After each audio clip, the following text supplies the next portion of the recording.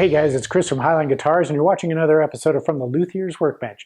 In this episode, I thought I would talk a little bit more about this ergonomic guitar that I've been working on. I mentioned this last week in From the Luthier's Workbench when I was doing an update on some of the projects I'm working on. And I was really surprised at the response that I got when I talked about this guitar. A lot of people were really enthusiastic about this particular project. And this is a custom build that I'm doing for a customer. And all the guitars that I build for customers are always really unique.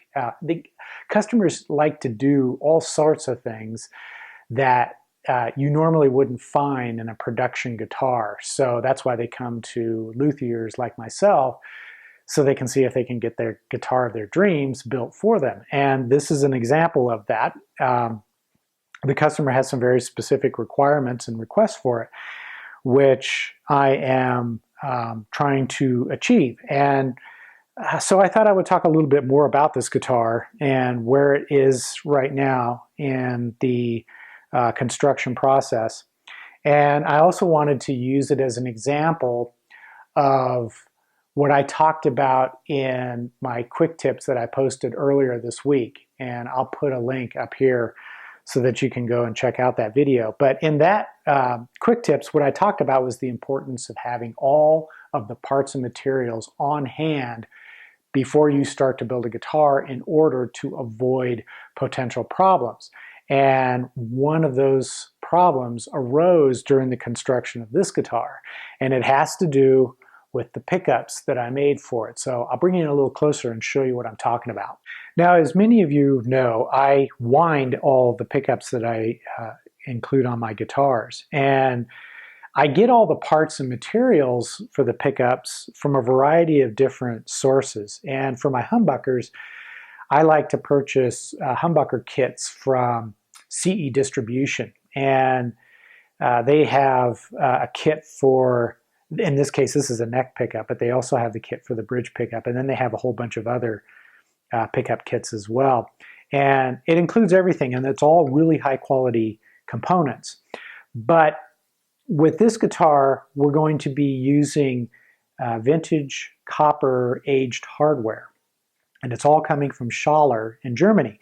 So what I did was I ordered some vintage copper humbucker covers. These are the 6-hole covers.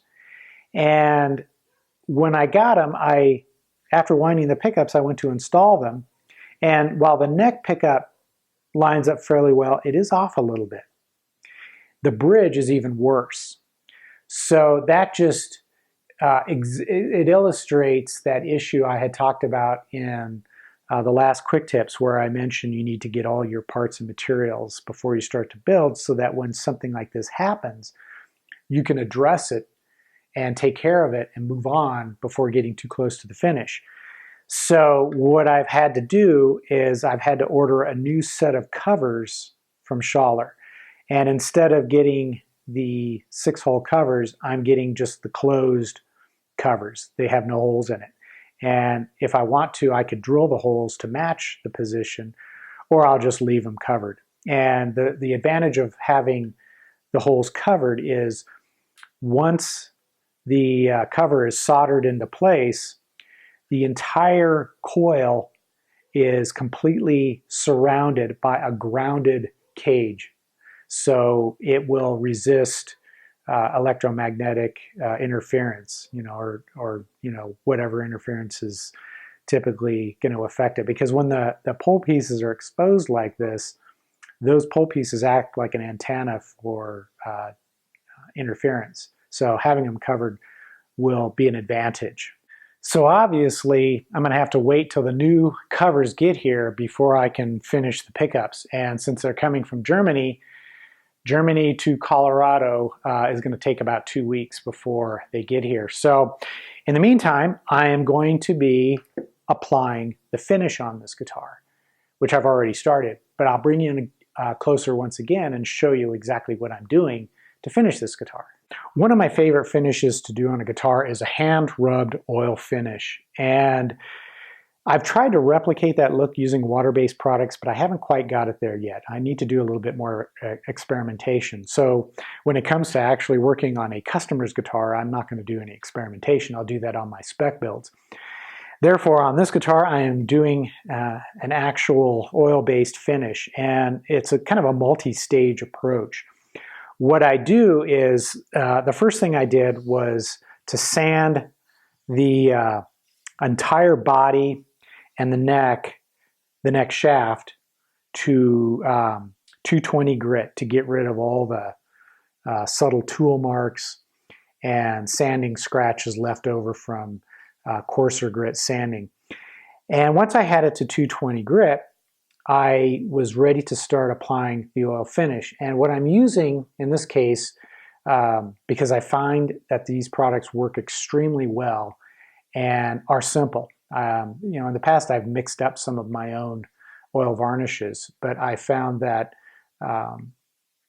what you can buy pre-mixed is just as good. So I start out by using Watco Danish oil, and this is their natural finish. Now, for those of you who don't know what a Danish oil isn't a brand, it's a term for a type of finish, and typically it's just a mixture of a little bit of linseed oil, varnish, and some thinner, and then perhaps some drying agents to help it dry faster. But it's formulated to penetrate deeper into the wood. So I put this stuff down first, and I just simply wipe the entire surface of the guitar, front and back, and let it soak in and dry for about 3 days. And typically what I'll do is I'll wipe it on and then come back a few hours later and wipe off any excess that may be on the surface. And I did that to both the body and to the neck.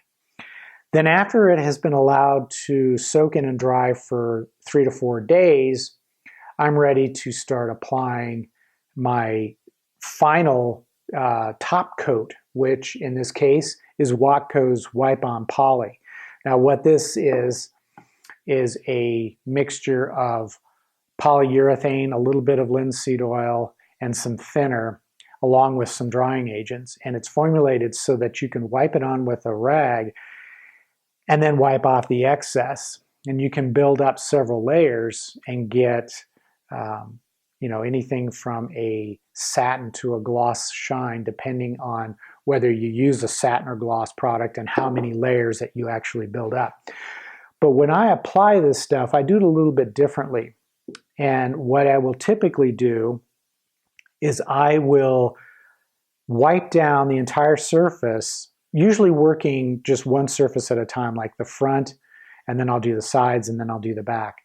But I'll wipe the surface down with the Wipe On Poly so that it's good and wet. Then I will sprinkle a little bit of H. Balin's 4F grade fine pumice stone. And this stuff has a consistency of flour.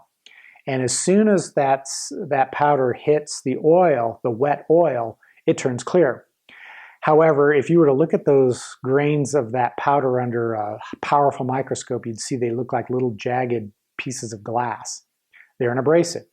So what I'll do is I'll rub that into the surface completely, and then as I'm rubbing it in, it begins to develop kind of a brown kind of a brown sludgy-like appearance. And what it's doing is the pumice is creating wood dust, and that wood dust is mixing with the pumice and oil to make that kind of a thick pasty mix.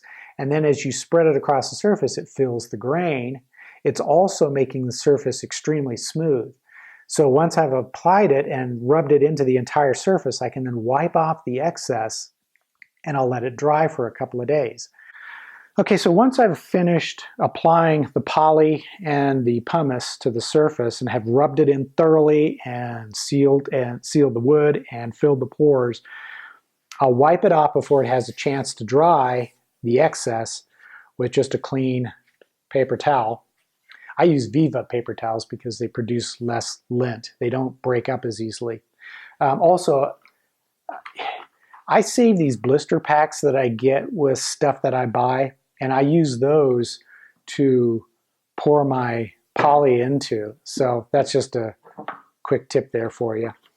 And if you can't find Balin's 4F pumice, or want an alternative method for doing this, and I'll put a link in the description below so that you can find this stuff if you're interested. You can also wet sand the poly in using a waterproof wet dry sandpaper. This is a P800 grit, and I would go with a P400 to P800 to start with, and sand the wipe on poly into the surface. And as you're sanding, you'll generate wood dust, which will mix with the wipe on poly and produce kind of a sludgy slurry, which will pack down into the grain. But this stuff works really well because pumice is a volcanic rock which is crushed to a fine powder. So when it packs down into the grain, the poly acts as a binder and glues it into the pores in the wood grain, and it's like plugging it with rock. So it does a really good job of that. And one thing I should also mention, since these are oil-based products, any rags that you use need to be properly disposed of. Lay them out, let them dry, don't pile them up. So just be careful of that. So that's all I've got for this episode, and who knows what I'll talk about in the next episode. But if you got something of value out of this episode, hit the like button, be sure to subscribe, and I will see you in the next episode. Take care.